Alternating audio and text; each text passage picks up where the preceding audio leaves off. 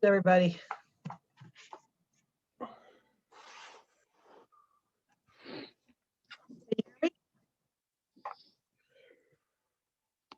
Anybody? Can anybody hear me? I can hear you. Okay.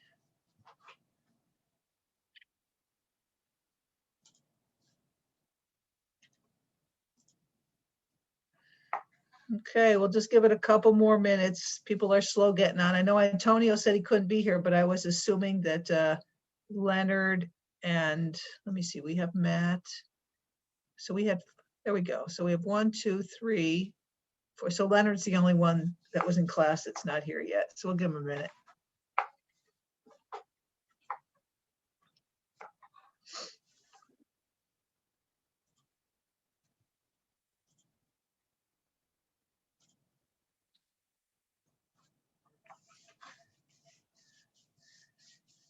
Hey, Cariana, you're a new face that I can't see. Can I see you?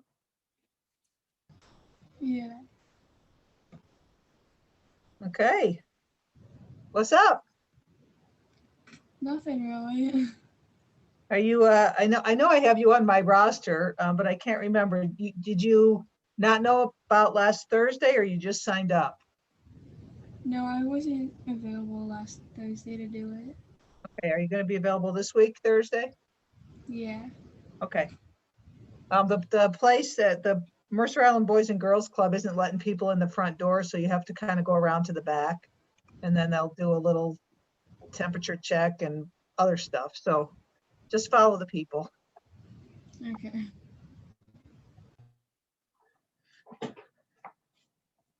All right, well, before, I'm just gonna start going and he can catch up. So before I get started, we're supposed to talk about rules 4, 1, and 2 today. And really quickly, I should have mentioned this in class on Thursday, but there's 10 rules in the book, but there's like three that are the most important for you guys at the very beginning. And they're rules 4, which is the definitions, rules 9, which are violations, and 10, which is fouls. And so that's why we're going through the rules in a really kind of wonky order. That's why this week we're going through 4, 1, and 2, and then next week we'll go through 9, 3, and 5, and so forth like that. Okay. It's not that the other ones aren't important, but we're just trying to emphasize the ones that can help you the most at the beginning. Robert, can I see what you look like? I have you down as Scott. Are you Robert or Scott?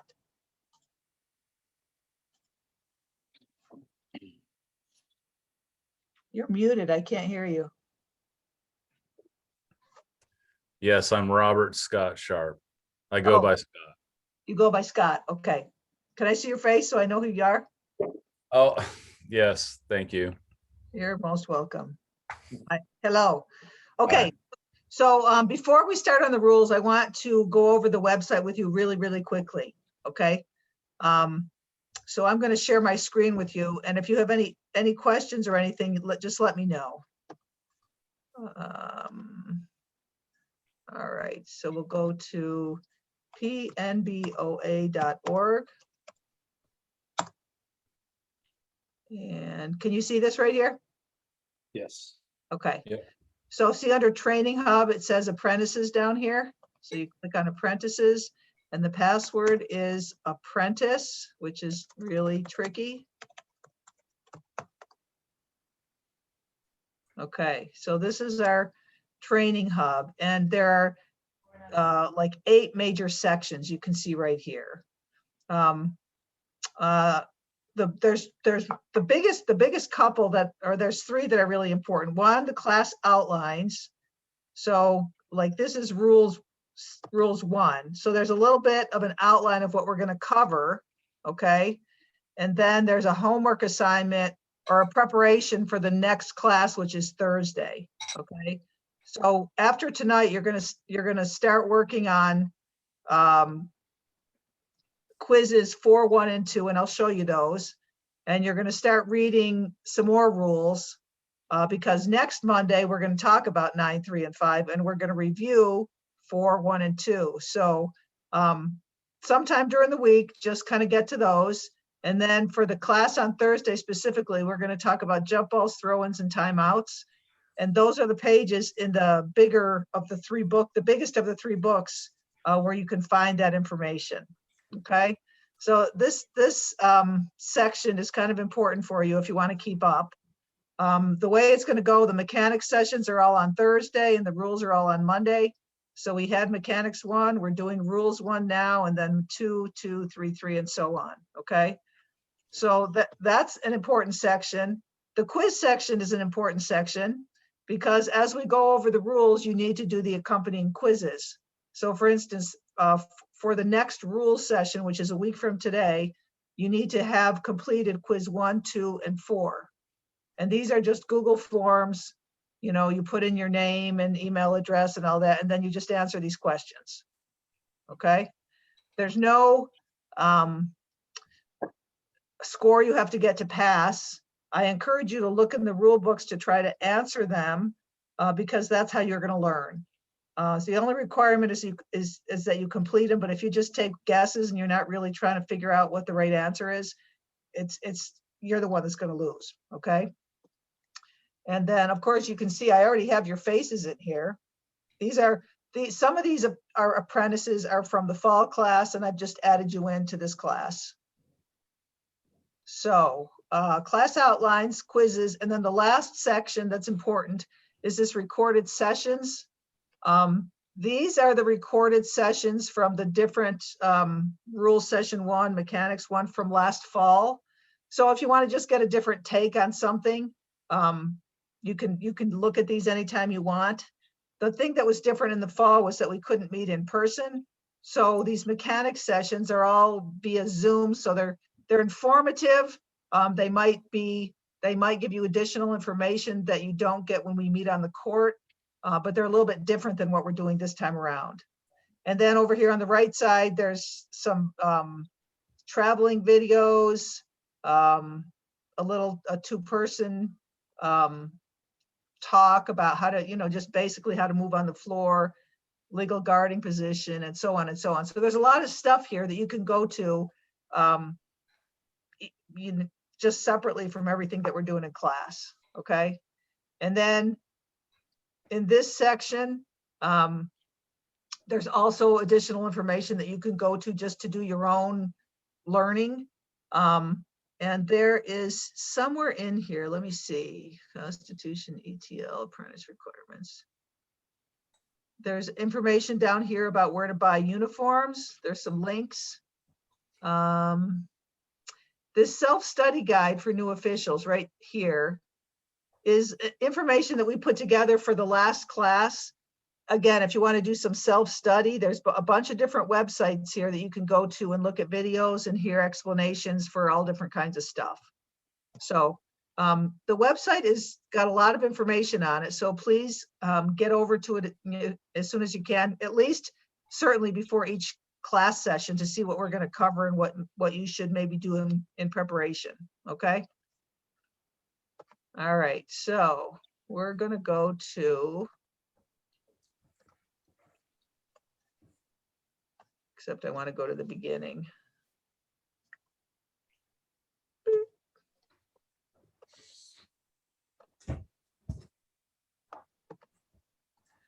All right, everybody got that? As I go through this stuff, I want you guys to ask questions as they come into your brains, and don't try to wait till the end because you'll forget. Okay, so here we go. This is a slide that one of the people on my committee put together. I thought it was kind of interesting. The whole reason why we need to have rules in the game of basketball. This is kind of an interesting quote. Without laws and the power to enforce them, the natural passion of men would be to revert to war. In some basketball games, that could be very true. Without rules, games would be chaos. Rules knowledge helps us ensure fair and competitive contests so that we're all working from the same basic foundation. And it's impossible to not only accurately call plays without knowing what's legal, but to explain them to an irate coach. So it's really important that we get the rules down. So rule 4 is definitions. There's a lot more definitions than the ones we're going to go over tonight, but these are probably the most applicable to you starting out with your officiating career. Okay, we talked about this a little bit in class on Thursday. A ball in contact with a player or the court is in the back court if either player or ball is in the back court. So we talked about dribbling, right? And one foot was in the back court and the ball and the other foot dribbling were in the front court. You're still in the back court until that foot in the back court comes into the front court, okay? So here we go. During a dribble, ball is in the front court only when the ball and both feet of the dribbler are in the front court. And of course, this is important when we're going to call an over and back violation. We need to be in the front court and go into the back court to call that violation. A ball in flight retains the same location as it when it last contacted a player or the court. So if you're in the back court and you're passing the ball to the front court, but it hasn't gotten there yet, then the ball's still considered to be in the back court because that's where it last contacted a player or the court. A ball is at the disposal of a player. Could I interrupt? And the reason that's important is because a 10-second call, the violation, even if the ball is in the front court, if it hasn't touched the player in the front court, it's 10 seconds. Correct. Okay, and that's a rule that most people don't know. They figure that, oh, it's over the front court, therefore it's good. No, it's not. Okay. Okay, ball is at the disposal of a player. And again, you know, these are all definitions, and a lot of you are probably thinking, who cares? But you need to know the definitions so that when these terms are used throughout the rule book, you know what they mean. Okay. So a ball is at the disposal of a player when it's either controlled by the person who's going to throw it in or by the free throw shooter. Okay. So it's only at their disposal when they're physically holding it. So if you're bouncing a ball to somebody for a throw in, it's not at their disposal until they have the ball in their hands. Okay. Or if a team's slow coming out of a timeout and you decide that you're going to start the count for the inbounds and you put the ball down on the floor, it's considered to be at the disposal of a player. And after a made field goal, it's at the disposal of a player when you start the 5-second inbounds count.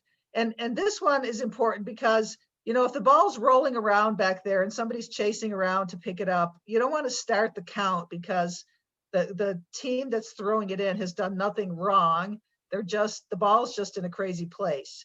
But sometimes a team takes their time inbounding the ball and for whatever reason, and at some point you just have to decide, okay, they have the ball, I'm going to start counting even though they're trying to act like they're not ready. Okay, so when you start the 5-second count, the ball is considered to be available to the player. Are we good? Yep. All right, so this is somebody? Okay, I thought somebody had a question. So this is just a little picture of that ball in the back court or the front court. See, in the first picture, it's a dribble, and that's the mid-court line. So in that picture, the ball is considered to be in the back court. The ball has backcourt status because the player, the dribbler, does not have both feet in the ball in the front court. So therefore, she can back up and go completely into the backcourt, like in the second picture, and it's completely legal. Okay, if she had gotten both feet in the ball into the front court in the first picture and then she backed into the back court, that's a violation.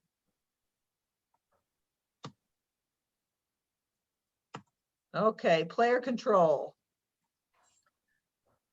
Obviously, player control is when a player is either holding or dribbling the ball.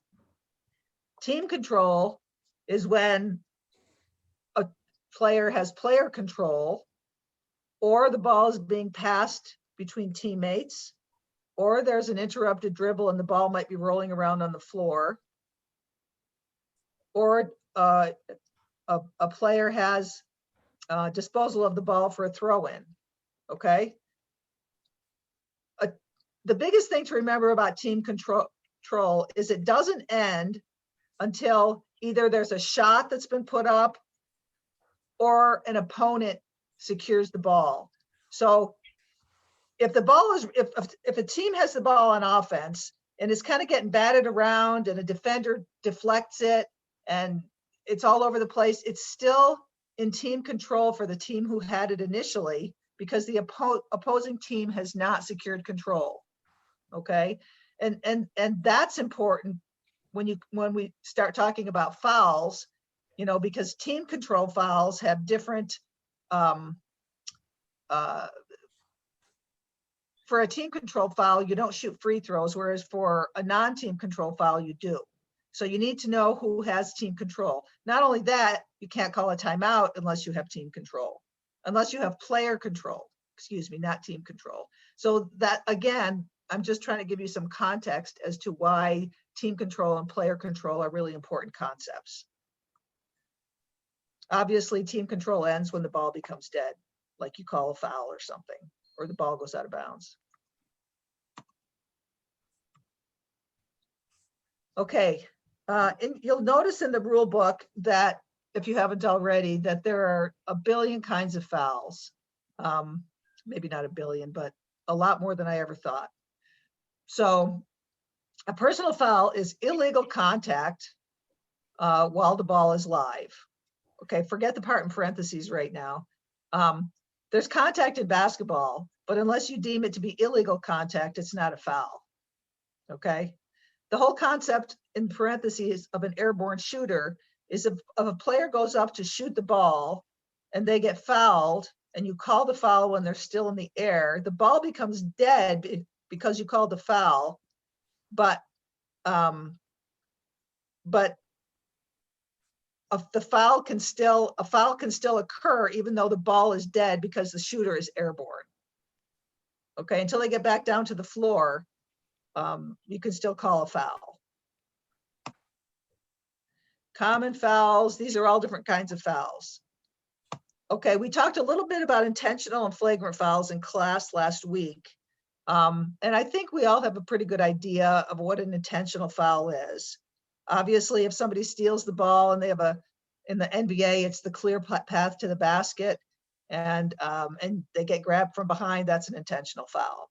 And that's what this neutralizes opponent's obvious advantageous position is all about, okay? It's also an intentional foul when there's obvious contact away from the ball and the player is not involved at all in the play. And usually, you know, you're going to see that at the end of the quarter or the end of the game when people are trying to stop the clock, okay? It's okay to foul to stop the clock as long as the fouler is making a legitimate attempt to play the ball. But if there's no attempt to play the ball, it's got to be an intentional foul. And I know people, we have these philosophical arguments all the time about, well, you know, everybody does it and la, la, la, but they have to do it right. Or excessive contact with an opponent when the ball is live. So let's say somebody's going to the basket and they get fouled harder than they need to, or a player body checks them when they don't need to, and especially if a player's in the air and it's an unsafe situation. So remember that word, excessive contact, because the difference between an intentional and a flagrant is that a flagrant foul, I know it says excessive again here, but remember the word violent for a flagrant foul, okay? A flagrant foul is somebody takes a punch at somebody, even if they do not make contact, physical contact, if somebody throws a punch, that's a flagrant foul. That's a violent act, okay? A flagrant foul can be either personal or technical, the difference being that a personal foul is called if the ball is live, and a technical foul is called if the ball is dead, okay?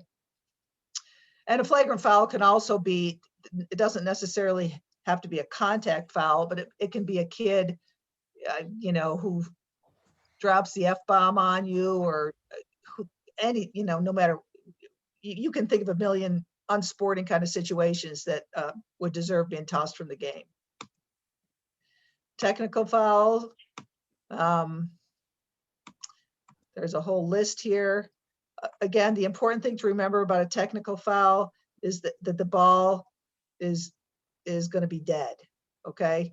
If you call it technical foul on a head coach, that's okay.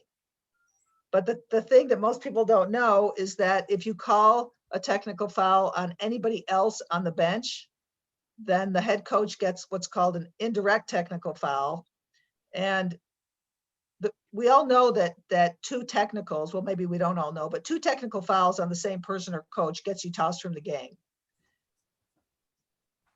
But the indirect technical fouls are such that a coach can get, if a coach gets 3 indirect technical fouls or 2 direct technical fouls, they're out of the game. Okay, so those indirects matter, even though you get to get an extra one compared to the directs. Okay, the reason for that is the coach is responsible for the behavior of everybody in the bench area, and whether it be the trainer sitting at the end of the bench, or a player, a teammate who's sitting at the bench and harassing you, or it's all unsporting behavior. You just have, maybe they trip somebody on purpose who's running by on the floor. I mean, I've seen all kinds of things.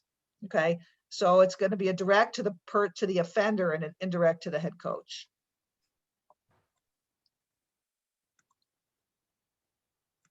This is another thing we talked about the other day.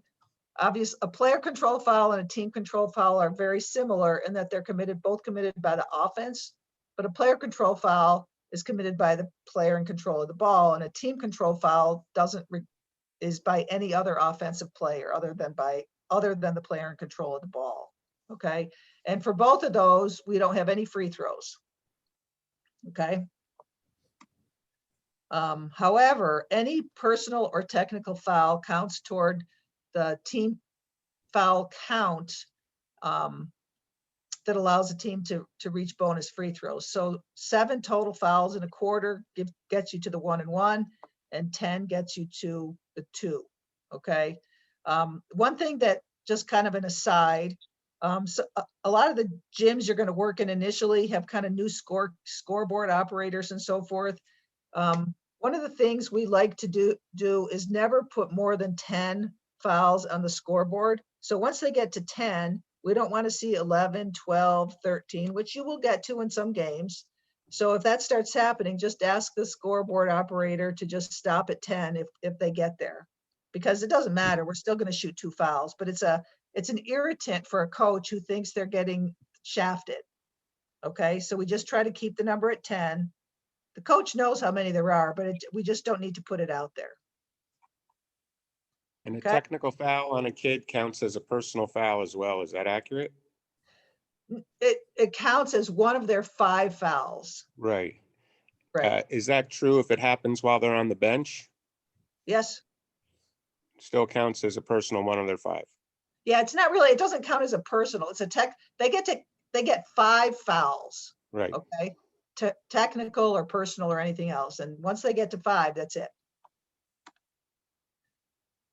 Okay, another thing, we're going on to guarding now. Closely guarded, a player is closely guarded when their defender is within 6 feet of them. And, you know, we don't do a very good job with this, because 6 feet is like the distance between the free throw line and you know, the forward edge of the circle. It's a big distance. And most of the time we don't really start counting a closely guarded count until the players are much closer. So it's important that we remember this. We need to start thinking about that a player is closely guarded if the distance is 6 feet. Okay. All right. Legal guarding position is probably the most important thing you're going to learn tonight. And the definition, a player has attained legal guarding position if both feet are touching the playing court. So you can't have one out of bounds. They both have to be in bounds, both feet touching in bounds, and they have to have their torso facing the torso of the offensive player that they're attempting to guard. Okay, so that to obtain legal guarding position, 2 feet on the floor, torso facing. Okay. To maintain legal guarding position, you can do a lot of things. It's not like the old days where you had to stand still before you could get a charge called. Okay. So you can jump up in the air. You can kind of turn sideways if you know you're going to get plowed over.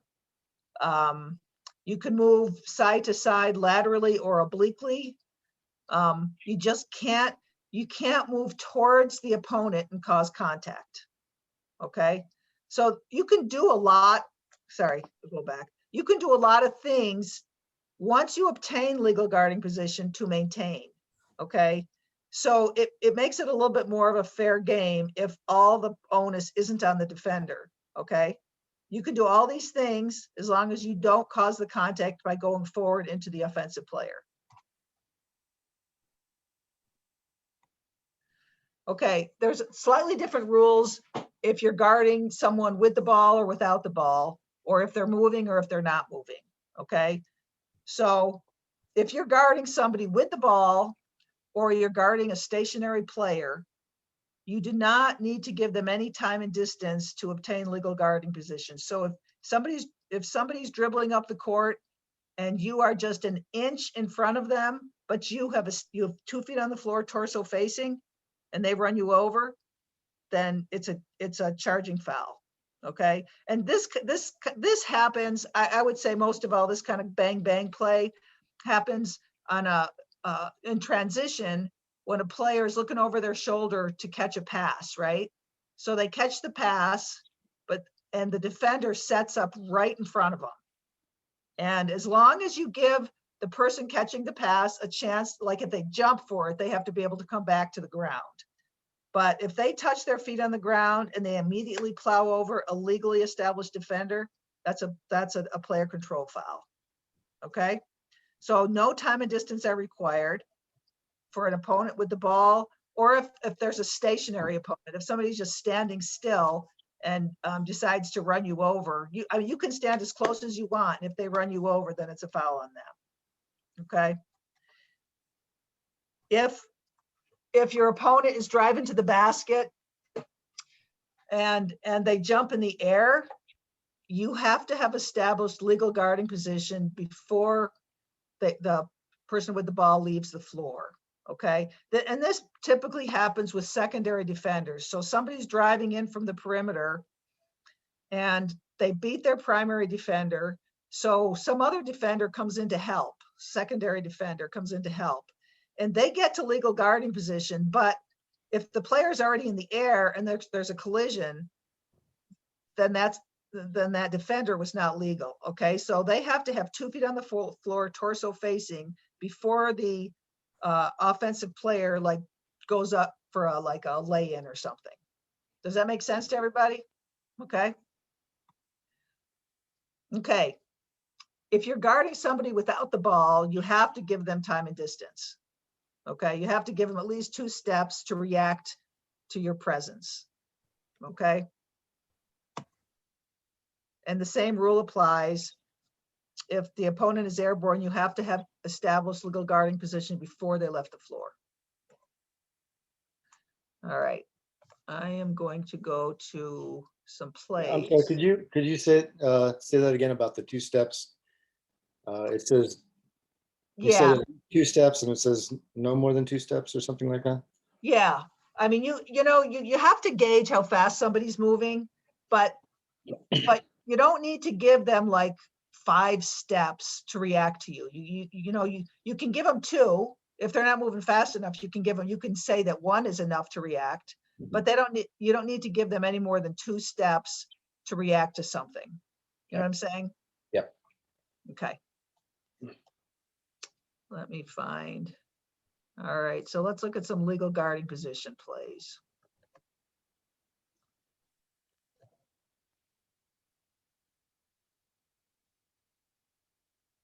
Okay, legal or not illegal? Because outside the circle look legal. We're not doing, in high school, we don't do the circle. Okay, good. So it doesn't matter. So Legal. the question is, did the player establish legal guarding position?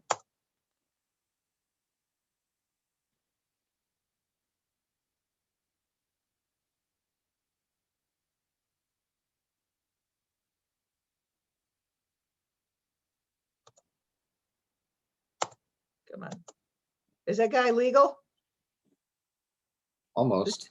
This defender, once he gets that foot down, which is about to happen, Yes.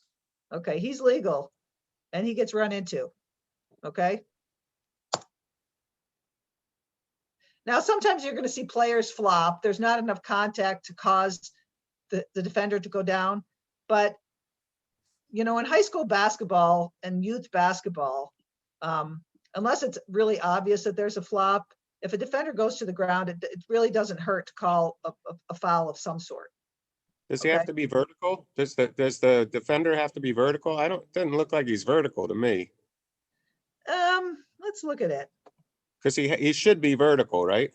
Yes, he needs to be vertical, but we're not going to measure centimeters. Are you talking about No, his I agree. arms or his body? No, I'm talking about his body. His body, he's leaning back. Well, back's okay, right? No. Yeah. He's not aggressively going into the offensive player. I think he's afraid he's going to get mowed, and he does. So I would consider this vertical enough. Okay. Okay. What I know what you're getting at. If this guy is falling over before the contact, then that's the flop. Then I would call it block. Okay. I mean, a lot of people call it a no call and they just tell the players to get up and play on. But if somebody's trying to fake you out or me out, I would put a block on it. Okay. But that's your judge. We all have our own recipe book. Okay. But yes, I understand what you were getting at there. Oh, come on. Go back.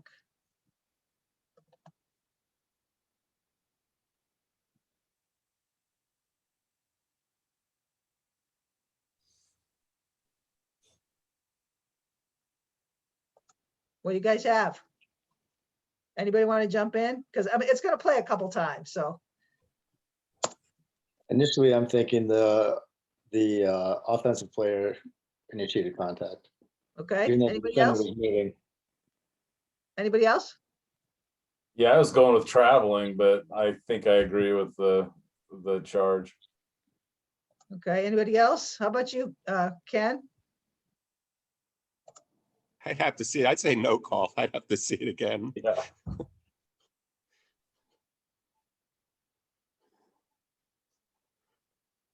Okay. I want to back up right here.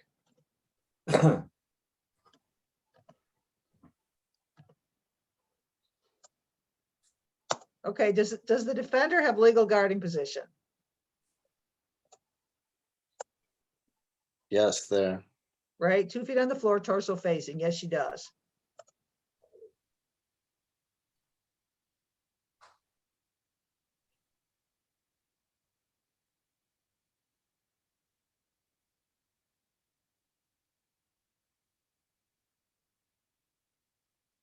Say charge.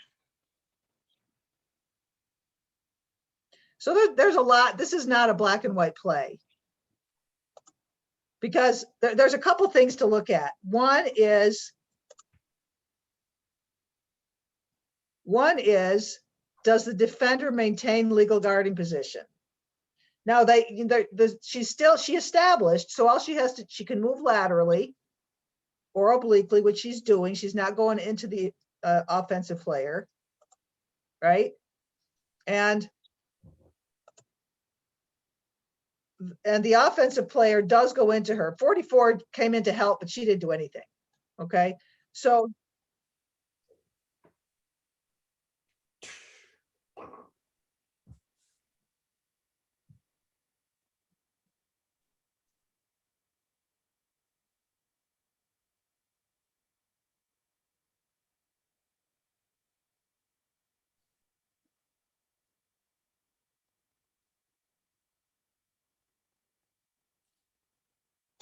okay, so there's 3 things in this play. One, does the primary defender maintain legal guarding position? I say she does, but it's gray enough that you can say no. And then 2, does the offensive player initiate contact? I would say, personally, I say yes. Is it enough to call a foul? That's another decision. So, like I said, this is not a black and white play, and depending on the level of play, if this is a youth game, I'm going to call a foul. If it's a high school game, I might not call a foul. Anybody have any opinions? Any other comments? Okay. He called the foul on 44, the girl that came in late to the play. Or 34. Oh, Nope. was it 34? Yeah, 34 was guarding. Hold on a second. Oh, I see. Yeah, it would have been interesting if she had gone forward into 44, then she'd have probably run her over. But she tried to kind of slide between them, and that's where the contact happened. Looked like she lowered her shoulder to me, but Yeah, she did. She did. But like I said, if it just, level of play, yeah. Level of play really matters.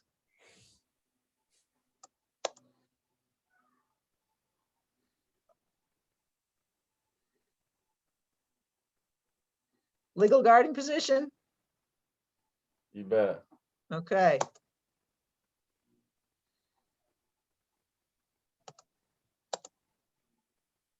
Now watch the kid's arm.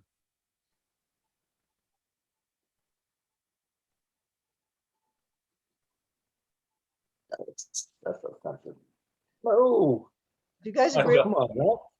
Do you guys agree with the call? No.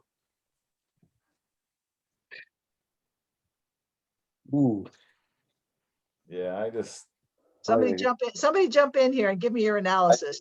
I think when he slides left, right, he has position the whole way, but it seems like he flops a little bit too much, even though he did get charged. I think even though he doesn't get his foot down again there, he's again, like you said, I think he's had legal position and he gets charged. Anybody else? I think there's a charge. Yeah, I think it's effective. I think the point guard uses his arm as a little weapon right there. Bam. Yeah. There's some of that too. He pushes him off a little. And again, you might say, well, that the kid, he fell back more than he needed to, but you know what? He's moving, one way and the player's pushing him the other way. And he lost his balance. It wasn't his fault. To So me, the defender beat him to the spot. Yeah. Yeah. exactly. Yeah. As long as he first established legal guarding position, then this is legal. But if he never established legal guarding position, no matter what, then it's going to be a blocking foul. Okay. So the referee used the old school, like when he calls block the old way, I think, or the way they do in college or the NBA. He doesn't do it as we talked about. Exactly. Yeah, he did the old school way. Yeah. And that's the way we don't want it. At some point in your career, and you got a lot of street cred and you start doing crazy signals and stuff, people aren't going to care so much. But at the beginning, you got to do them right. And if you want to go to a state tournament or do any of the, playoff games and stuff, that's what it sounds ridiculous, but they got to separate people some way, and they separate them on, the accuracy of your signals and stuff. Okay. I have more of these. Let me see if I can do a block charge. I'll try this one. I don't even remember what this is.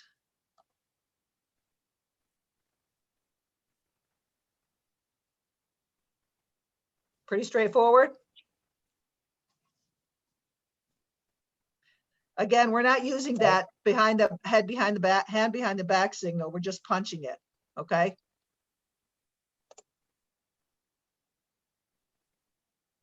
Yeah, that was my initial thought. I saw it the same way initially.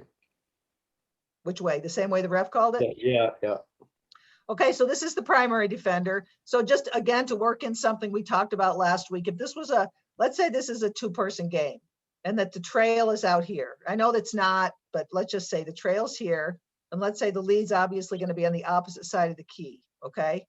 So the trail would be responsible for this primary matchup, right? But as soon as this guy gets beat and there's contact down here, then it's going to be the lead's call. Trail primary defender, lead secondary defender. Okay. So this guy has legal guarding position, but he just gets run past. And then this guy, he's got 2 feet on the floor and he's facing him, and he gets run over. Yeah. So it's pretty straightforward play.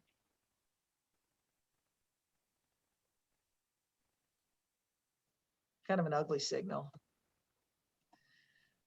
Okay, so you get the idea of legal guarding position. Whenever you're watching anybody on the floor and defended, you have to go through that sequence in your mind. Did the defender establish? Did the defender establish? Did they, and then it's easier to referee. If you try to just referee the end of a play or the contact and you don't know what happened before that, it's really hard to get plays right. Hey, I have a question. This is Jonathan. So that last play, he did get run over, and he seemed to have what you've explained to be established his legal guarding status.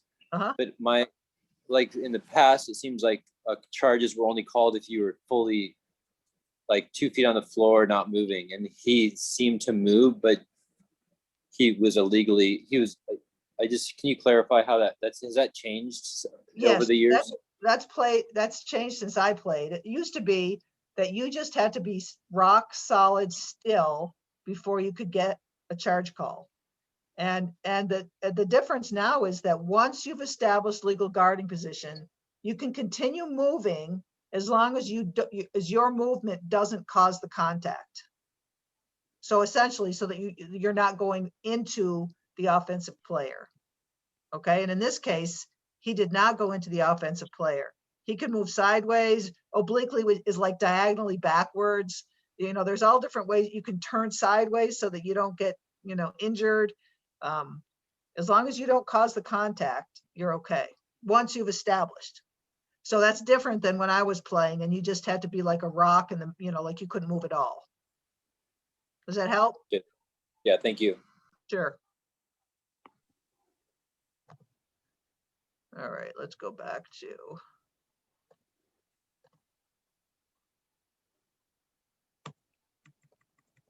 Okay, so we finished this up. Okay. This section is basically about hand checking, really.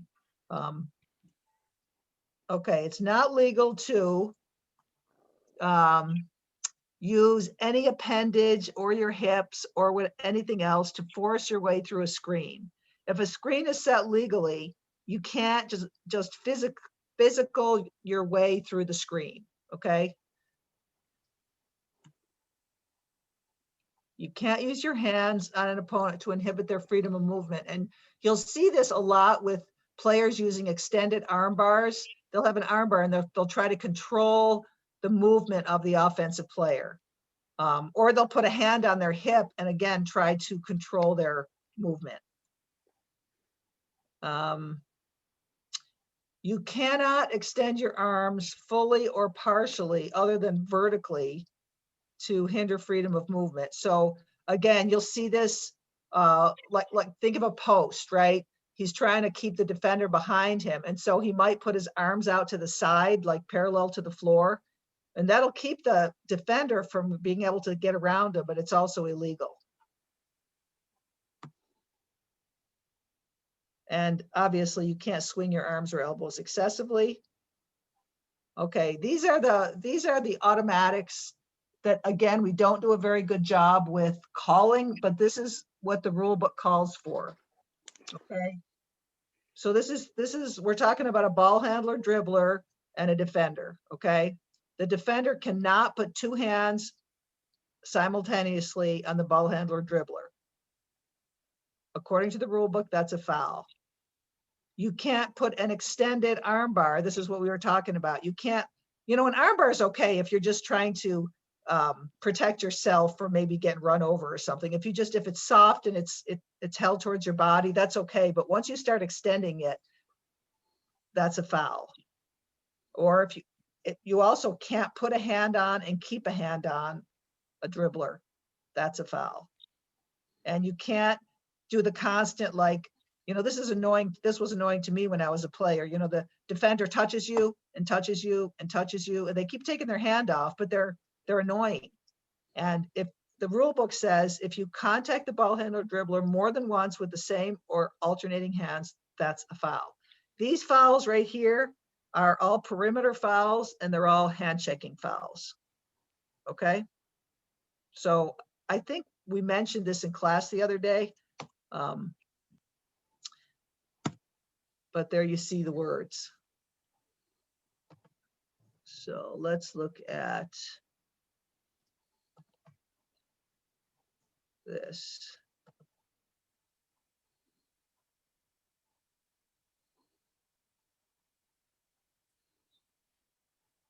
You see this? We see this, and look, in this game, it's not called, and then the other team gets the ball. Do you guys all agree, like, that this is a foul, that this is multiple fouls? So he puts his arm on him, and the defender's already annoyed. Thank God they didn't call an offensive foul.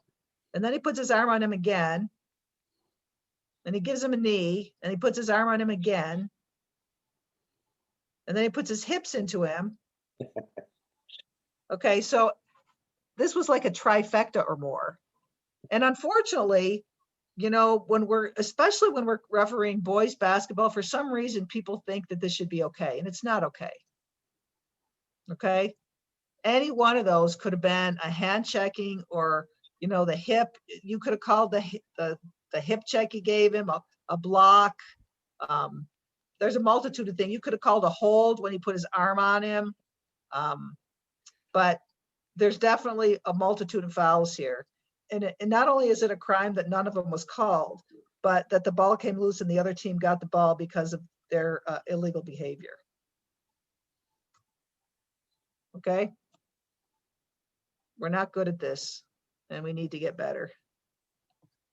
We'll look at one more.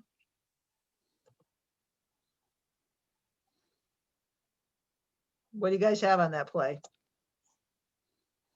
Defender foul Defender foul, why?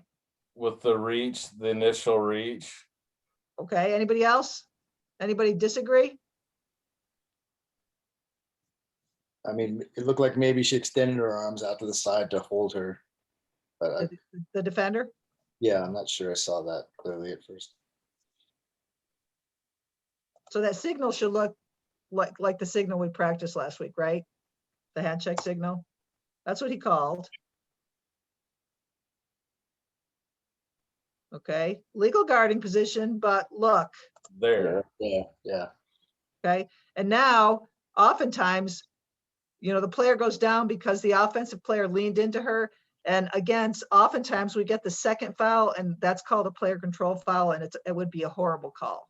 But, we all do it. It happens so fast, and unless you have a really good angle to see the first contact, then you're going to miss it. Okay? In real time, I thought that looked like a offensive, like a player control, but the defender really moved in and initiated that contact, right? Right. When she put her arm around her right there. Yeah, you can't do that. You can't physically touch somebody with an open arm like that. Like she was I think she was trying to get to the ball, but she ended up holding her for just a second. Right. And that's why it's so important to have to get to where, as the referee, that you can see the space between the players, and you don't want to be behind her, or else you'd have never seen that, and you'd have probably called an offensive foul. So you always want to work your way so that you can see the space. Like, and this guy, you see what I'm saying? Where would the referee be in this situation? Bringing it up the floor. Can you see my my cursor to here in the lower right? Yeah. Okay, somewhere in here so that they can see the space. This is, obviously the ball's coming up the floor. So this is going to be the trailing the play. So you don't want to be ahead of them anyways, but you don't want to be behind the offensive player. You want to be off to the side so that you can see between them, like right here. And when you see this guy, you can see the referee that comes up to make the call is in that general vicinity, see? That's a good question. All right.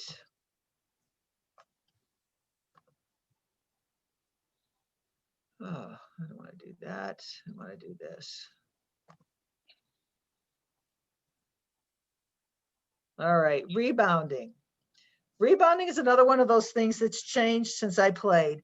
It used to be, well, like when I played, my coaches taught me to get position and to drive the defender on my back backwards, okay? Currently, in today's game, that's called displacement, okay? So to obtain legal position, a player may not displace, charge, or push an opponent. So you can get the inside position, but you cannot force them backward.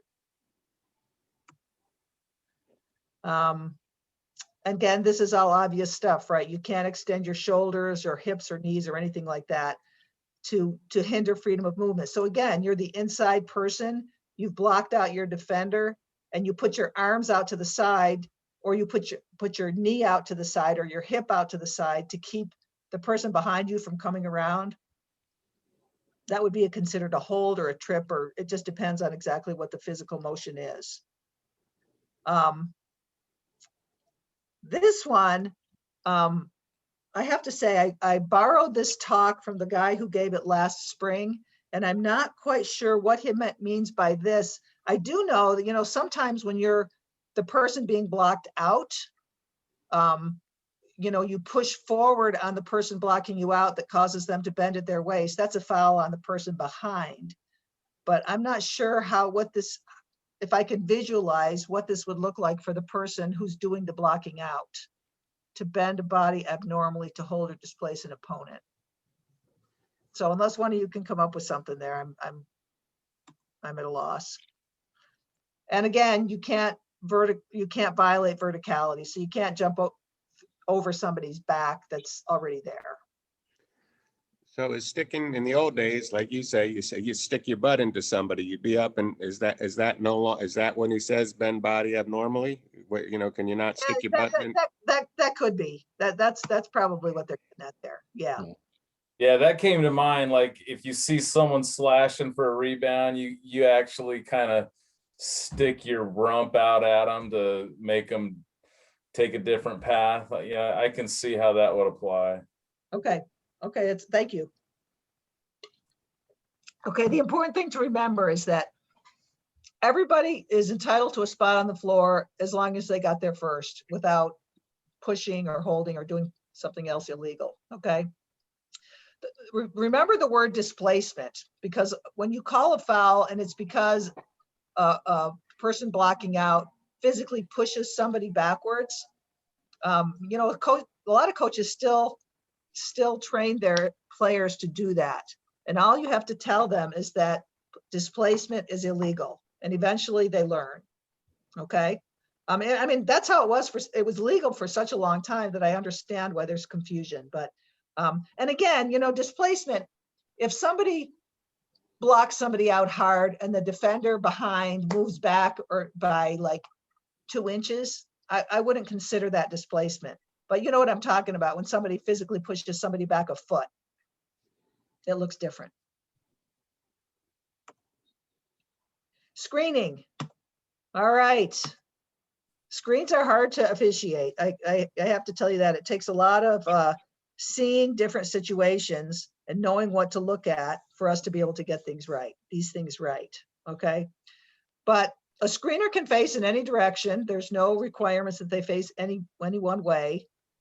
Time and distance are relevant sometimes. Well,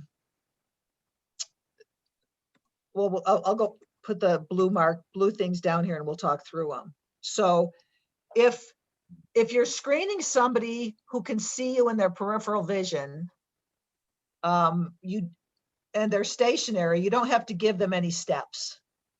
If you're behind them and they're stationary and they can't see you, then you have to give them a step, okay? If the person you're trying to screen is moving, you need to give them time to stop or change direction. You can't just and you see this happen a lot. You know, those, what happens, there's these offenses where players it's kind of a dribble weave, right? Where a player will, like a point guard, will dribble to the wing and then hand off to their teammate and screen their teammate's opponent, right? And if everybody's moving, oftentimes those handoff screens are illegal because the defender's moving and the handoff person stops just short of contact, and there's no way that that moving defender can get past. So you see a lot of those handoff screens are illegal. If the opponent's moving, you have to give them time to stop or change direction, okay? And another important thing is the screener has to stay within their body's frame. So their feet can't be wider than their shoulders. You know, they can't put their hands on their hips and have their elbows extend to the side, that sort of thing. The important thing to remember about that, though, is if a player has like elbows sticking out, but the contact is right through their chest, and the screen is otherwise legal, you got to call that a foul on the offensive player. I mean, on the defensive player for running through the screen. Okay. If the wing elbows or the wide legs cause a trip, or, you know, that they affect the play, yes, then that's an illegal screen. Okay. You get the difference?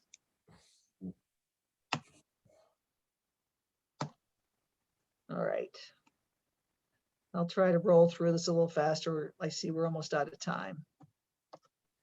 Screen. I have a couple screens here.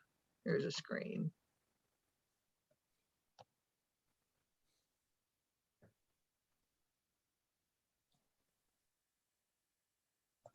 What do you say? Yes or no? Legal. Legal? Anybody say illegal? Anybody say this is a foul? I say play on. I say, okay, that's what I wanted to hear. Yes, it was a legal screen and the contact was minimal, right?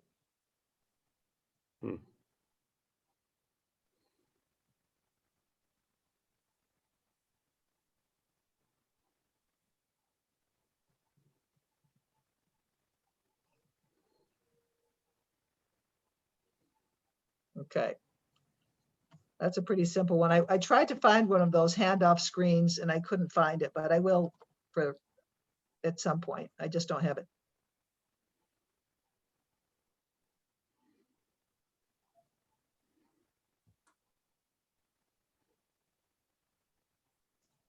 What do you say? Legal. Great pick. Right? And Yeah. and if you're not watching the screener and all you see is that player go to the floor, your instinct is going to be to call the wrong foul. Right? So let's just talk about this play for a minute. Who should be covering what? So who's covering the trail's covering this matchup, right? So again, the lead official is looking for secondary defenders or screeners that might cause trouble. So this screen right here, this is something that the lead has to pick up. Okay. I mean, at some point you're going to get, you know, more used to this, to the refereeing thing. So you're going to be able to referee two plays. So you're going to be able to referee this and see this coming. But initially, this is the trails and this is the leads. Okay. And that girl was standing stiff as a board and the other girl just kind of, it wasn't as violent as some of the screens I've seen. Like some of the time they really go down hard. This one, she kind of just got down.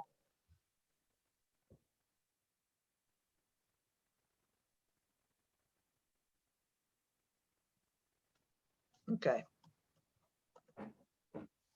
Hey, Stacy, could you just remind me again how the different spaces for the lead and the trail?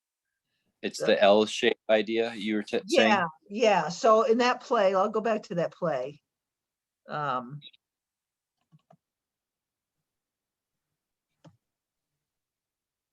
So in this play, I think this is the trail right here.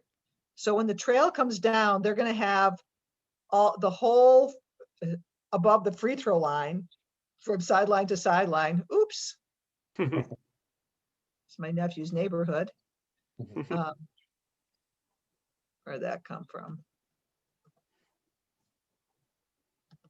They're going to have the trail's going to have the whole above the free throw line to midcourt, that whole big area. And they're also going to have down the sideline to the end line, and from the sideline to the outside to the lane line. So the L is the trails, like this and this. And then the lead's going to have the key and the opposite, below the free throw line, opposite the trail. Can you visualize that? I have, I don't have a pictogram with me right now, but I will share that with you, just to clarify. But yes, it's the L and the box. The trail has the L and the lead has the box.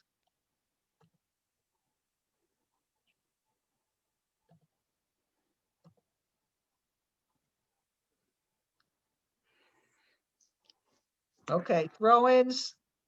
Again, these are more definitions that matter. The throw-in count begins when the ball is at the disposal of the thrower, and it ends when the ball is released. At this point, the clock hasn't started yet because nobody's touched it, or it hasn't touched it hasn't touched a player on or off the court. So the throw-in count ends, but the clock doesn't start until somebody touches it. Okay, and as soon as somebody touches it, the throw-in is ended and the clock starts. Unless the player touching it is out of bounds, of course. Okay.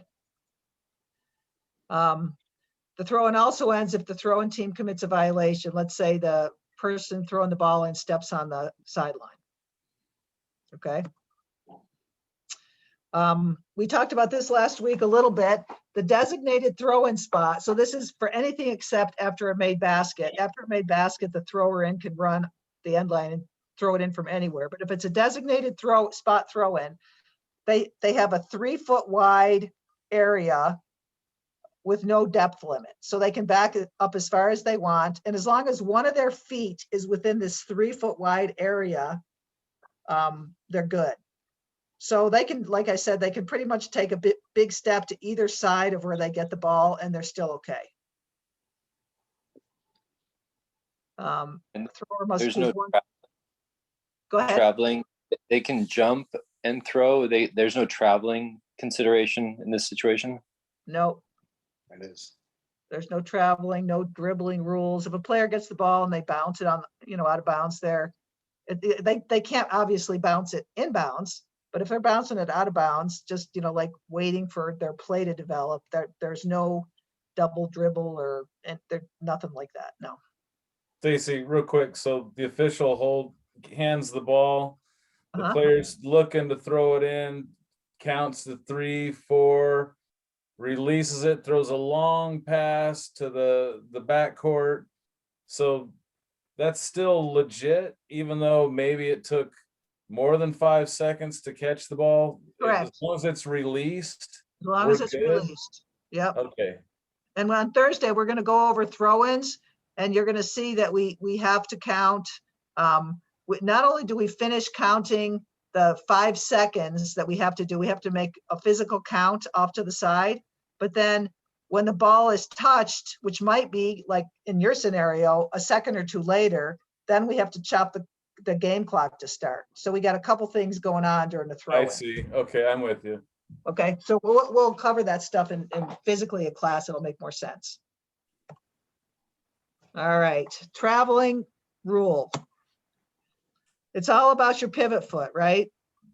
So if you catch the ball and both your feet are on the ground, you can pick. Either one can be the pivot foot. If you're moving or dribbling, actually this is if you're catching the ball with both feet off the floor and you land on both feet, either one can be the pivot. If you land on one foot and then the other, the first one's the pivot. That's all logical. If you land on one foot, you can jump off that. This is, again, something different than when I played back in the Stone Age. You can land on one foot and then jump off that foot and land on both feet simultaneously, but then you don't have a pivot foot. Okay. And the key is, and this is underlined, you can't stutter land. You have to land with both feet simultaneously. So if you catch the ball, you land on one foot and you try to do a jump stop, but your feet come down, bum, bum, that's a travel. If you land on one foot and they both land, boom, that's okay, as long as they don't try to make one of those feet now a pivot foot. All right, if one foot's on the floor, the second foot touches, obviously the first foot's still the pivot. And again, a player can jump off a foot, land with both feet simultaneously, but now they don't have a pivot foot. Okay. Let's see how good we are at travels.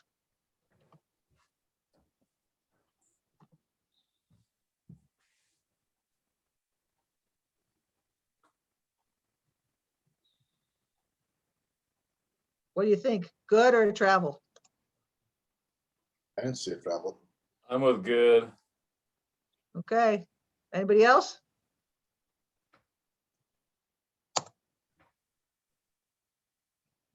Watch it again. You know, one thing I didn't say, and I'll say this now. If you need to release the ball, excuse me, if you're dribbling, if you're holding the ball, you need to release the ball from your hand before you move your pivot foot. Okay? You can't start moving your pivot foot before you release the ball in a dribble. But if you're passing or shooting, you can like jump off the floor and obviously lift your pivot foot and pass or shoot as long as you've released the ball or shot before the pivot foot comes back down. So there's a little bit difference between dribbling and shooting and passing. So let's see, you're going to see the highlight here of when he establishes his pivot foot. Pivot foot, right?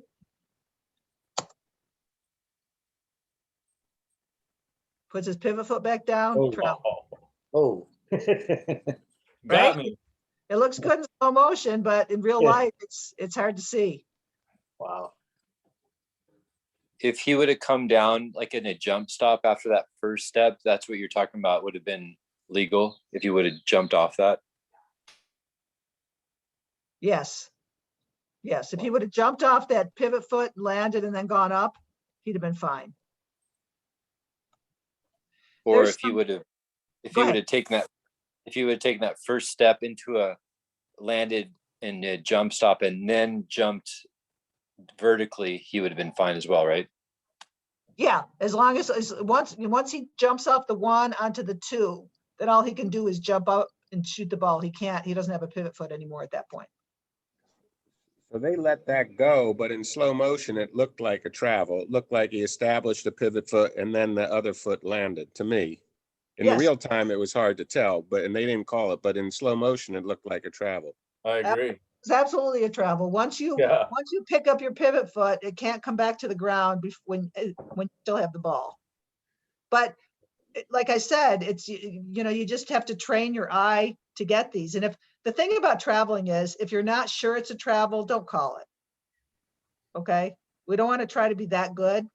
I mean, and obviously if you're getting a lot of travels wrong because you're not calling them, then maybe you need to look at some video and train your eyes to see them. On the Apprentice website that I showed you at the beginning of class, there's a sequence of 4 little short videos on traveling, on post play, and some of them include a discussion about traveling. You should take a look at that because it's really enlightening.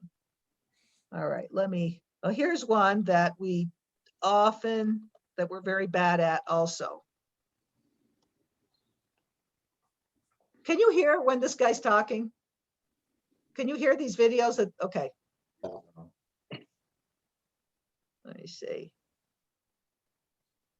That's okay.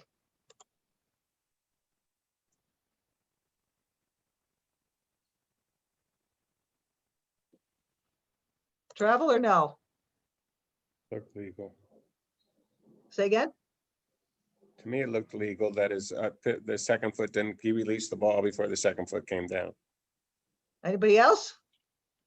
I would- have to say legal, but I think it's probably traveling. If I show it in slow motion, it's like last time. Okay, this is the spin move, and most spin moves are illegal, but we're so used to seeing them that we think that they're legal. So watch.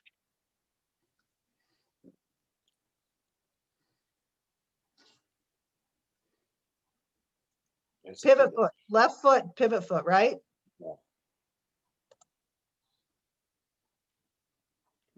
Picks it up, Oh yeah. puts it down.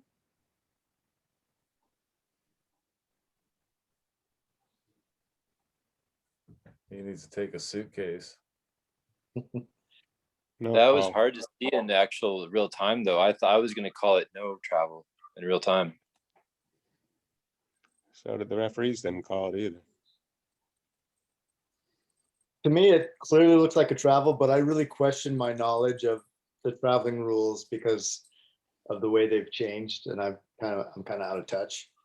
Yeah, like I had to relearn a lot of rules when I started repping because it was, it was just different.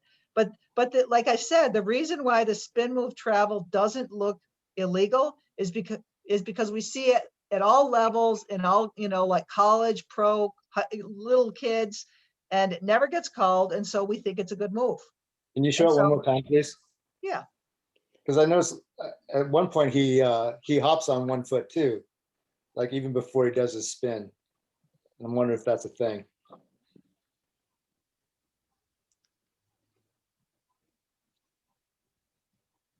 So right. Like right at the beginning when he's spinning, he does that little hop. Yeah, That could be a travel too. Hey, Stacy, can you talk about like the positioning of the refs here and like who's got that to like call this? Because for the lead ref, it's hard to see through all those players. Yeah, well, let's, this is a 3-person crew, but let's imagine that this guy that at the bottom here is the trail. Let's just play, okay? If he was really the trail in a 2-person game, he'd be up a little higher, like the free throw line extended. But essentially, he'd be up here, okay? So now, where's the play come from? Whose coverage area does the play come from? If Comes this from is the the trail. trail, okay, right? So then the trail has this play, okay? The primary defender and this play because it starts in his coverage area. And if the lead's looking at what he should be looking at, he shouldn't be looking at this, okay? So as it goes into the paint, then the trail's got to make sure, and again, the trail won't go this low in a 2-person game, but yeah, the trail's got to, okay, where's the pivot foot? And so okay, so that's totally the trail's call, and it would be really hard for the lead to call it. Wow, yeah. So as soon as that second foot came down, it's a travel. Yeah. And it's like I said, when they emphasized this, I think they emphasized it about 8 years ago. And when they emphasized it, I was like, God, I kept looking at these videos and they all looked legal, and then it would slow them down and they all looked illegal. So I just had to keep looking until I got in the habit of actually seeing the pivot foot. But most spin moves are illegal. That's like the Euro step is just another way of saying travel to me. Every Euro step is a travel. That's just a fancy way of saying the guy traveled. I know, and people try to glorify it, and it's still, Yes. I mean, it's right. All right, let me go back here. Let's see what's left. Yo.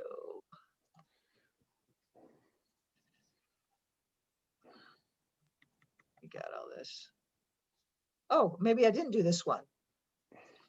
Yeah, maybe that's why I had to say that little thing on the side. So the pivot foot can be lifted but not returned to the floor before the ball is released for a shot or a pass.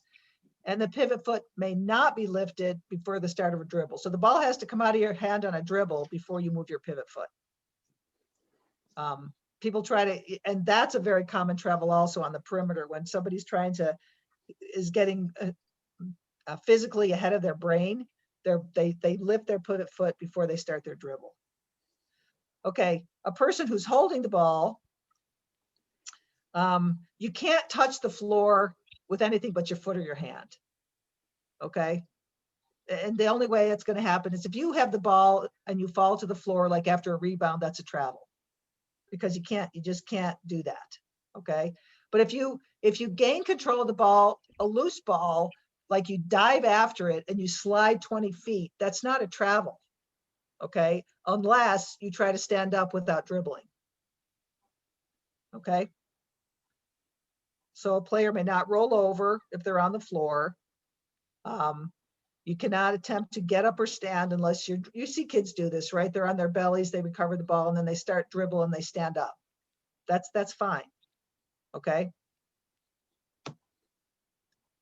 So we did those. Verticality, we talked about this a little bit with rebounding. A defender can jump and occupy space in a vertical plane. Their arms and hands can be raised as long as they're essentially pointing up. Again, when you're defending, your arms tend to lean forward a little bit, but don't get too, like, an inch or two is okay. Now, if they bring their arms like down in the space of the guy that's trying to go up for a shot, then that's not verticality. Okay. And the player with the ball has no more protection than the defender. Why did I write that? Player with the ball has no more protection than the defender. I don't know. But we miscall verticality a lot. We penalize defenders for making good plays.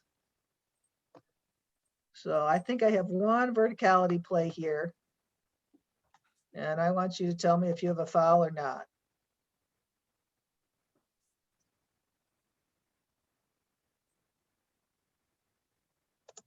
You guys agree with the ref or not? I missed it. All right, we'll I play it do. again. We'll play it again.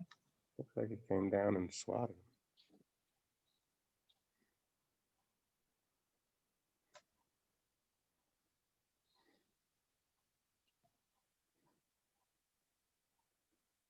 Legal defender? Yeah. Foul right there. Where? Well, they didn't call that. See, that they backed his hands away. Do you see anything there? I see a good block, That looks clean. I see a good block too. but watch the reach right here, 23. Yeah. Boom. Yeah. If you were gonna call a foul, you could call it there. But I say in this play, the dribbler, that doesn't affect him at all. He just blows right past it. Judgment call, right? Judgment call. But Sure as looked far like as, a foul. say again? I was gonna say, in fast motion, it looked like I would have called a foul. In slow motion, it was clean. It's hard. That's really hard. Right? He should have used the other side of the rim. Well, there's all the coaching stuff, but we're just trying to ref. So these two defenders, they go straight up. Yeah. Right? I don't see enough there to call anything. No, he got it blocked. He just got stuffed. So you Right. think he made the call just because of the guy brings his arm down there, right? I think he made the call just because there was two defenders, and I don't know why he made the call. I don't know if he actually could see what happened. Like if his position was good enough to see. Why is the highlight down by his feet? There must be talking, the little yellow highlight on this isn't up by the ball, it's down by his feet. So there must be talking about something that's, I don't see it. Oh, when they do slow motion, they put the highlight down by the shooter's feet. I think I can guess why they did that, but let me see where it is.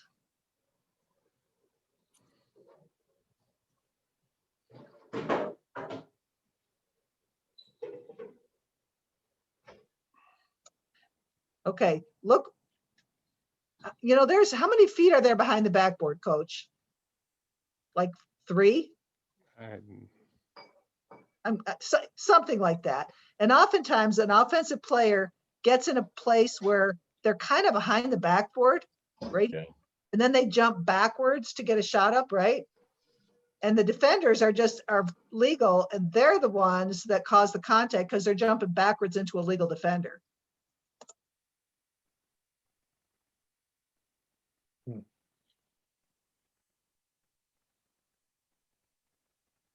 And that, that might be what they're trying to say here. I don't have any audio, so I can't verify it. But look where his feet start and look where they end. Yeah. Yeah, that's not what I wanted. Let me go back to the beginning.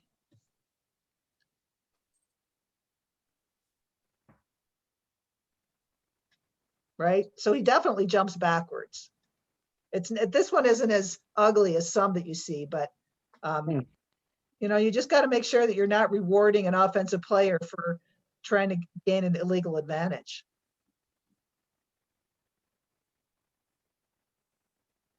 Yeah, I don't know why this guy got this one incorrect. I really don't, because if he was looking at all that arms up above, I don't think there's no foul up there. But we all make bad calls, so I'm not giving him too much grief. We looked at it 8 times. Right? And in a game, you get to look at it once. So, all right, I think, yeah. So those, like this, like I said, this session's going to be is being recorded, and I'll have it posted. And if you want to revisit, you'll get to see the videos again and hear our lovely conversation. If you just want to take a look at some of those plays again, it'll be there for you. So real quick, Rule 1 is one of those things that over time you will learn, but there's really not a lot in there that you need to worry about as a first-year referee. You need to know that there's 2 different sized balls. Okay, and that the high school girls ball is an inch smaller in circumference than the high school boys ball. And some youth leagues use the girls ball because the kids have smaller hands and so forth. Okay. This becomes important when you work. Oftentimes we have these stacks, on Fridays. So they'll play a girls JV, a boys JV, a girls varsity, a boys varsity, and they have to switch the ball in between, but sometimes they forget. So when you go over to the table to check on the scorebook and we'll talk about all that stuff, you need to check the game ball to make sure it's the right size for the game you're going to referee. Okay. The team bench, the coaching box, that's really important.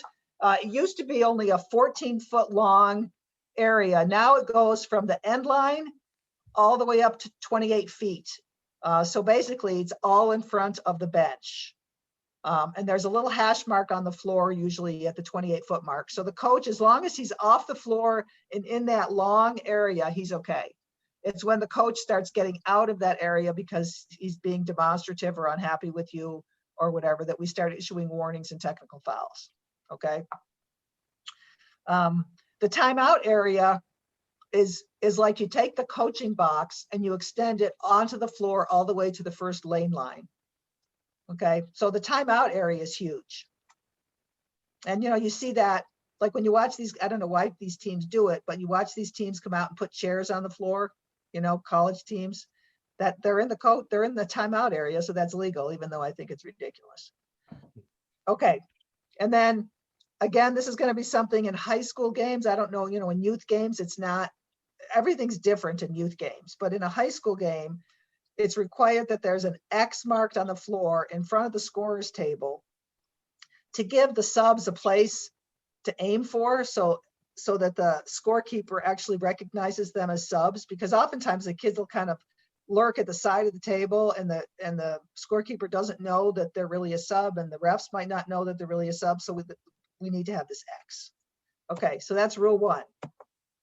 Rule 2, this is all about the duties of the officials, and basically, it just talks about once there's a designated referee who tosses the ball and a designated umpire who's the non-tosser, but once the game starts, they're equal. It's not like one has authority over anybody else, unless there's something that's not in the rule book and a decision needs to be made, then the referee gets to make the final decision. Okay. We're responsible for as referees, for the team members' behavior and the coach. And game management, whoever that might be, the AD or the gym manager or whatever, is responsible for the spectators. So if the spectators start getting abusive, it's not for you or me to toss them out of the gym. It's for you or me on a dead ball to go up to the game manager, whoever that is, and ask them to handle the behavior in the stands. And they can handle it however they want. It's not for us to say, you need to throw that guy out. You just bring it to their attention and let them handle it. Okay. And the only other thing really in Rule 2 that's important, and it's something you just need to read through case plays, is this concept of correctable errors. Okay. There are 5 correctable errors. And 4 of them have something to do with free throws. So if we award an unmerited free throw, like we think we're in the 1-and-1, but it's really only the 16 foul. So we award an unmerited free throw, or we don't award a merited free throw. So they're in the 1-and-1, but we don't know it yet. Okay. If the wrong player shoots, or if they shoot at the wrong basket, those errors are all correctable as long as you catch them within the right time window. Okay.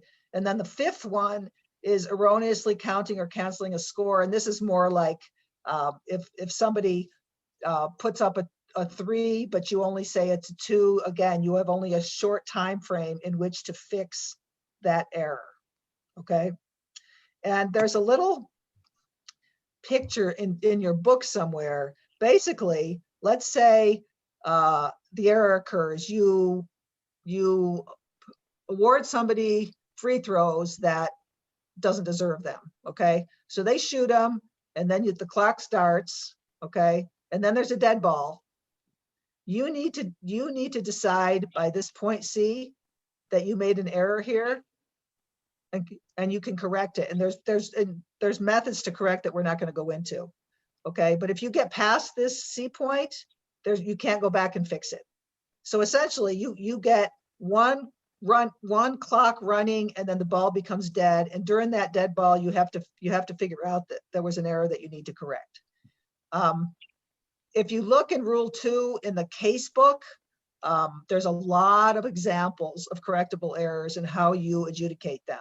So I would advise that you look there to kind of get this concept. But again, if we're paying attention and we don't miss a 1-and-1 and we put the right kid on the line, et cetera, you don't have to worry about these correctable errors. And that really should be your goal, because these are a pain in the ass to try to adjudicate. Okay. So I know I talked for like an hour and a half. I apologize, but if you guys have any questions, let me know. You can always email if you're going through, if you're going through your quizzes and the question doesn't make sense, please let me know. Just so you know, for next Monday's class, which will be another rules class like this one, you should have completed the quizzes for rules 1, 2, and 4, which is the stuff we covered today. Okay. I didn't cover everything that's in the quiz, but you have your books and you can look it up and try to get the right answers. Okay. So we'll go over the quizzes, those 3 next Monday, and then we'll go over some new rules, 5, 9, 3, and 5, I think. Are the quizzes labeled as to which rules they cover? I thought they were just numbered like 1 through 10 or something like that. Well, they are, but the number correlates with the rule. I see. Okay. Okay. So you want to do 1, 2, and 4. Gotcha. Got it? Yep. Okay. I hope to see most of you guys on Thursday, unless you have something you need to ask me right now. Look at that website. It's going to be your friend. Okay. All right. Hey, All right, thank you. everybody. Thank you. All right. Yeah. Good night, Paul. Have a good night, you guys. Thank you. Yep. Kiriana, next time don't talk so much, okay? Okay. Also, since I wasn't there on Thursday, could you send me like a picture or something of the layout of where the rest should stand? Yeah, if you look actually in the class outlines, it references the parts of the mechanics manual that we covered last time. So, oh, you don't have the mechanics manual. No, Mary mind. Rumpel gave it to me. Huh? I think Mary gave it to me. Okay, you're Mary's. I forgot about that. Yeah. Yes.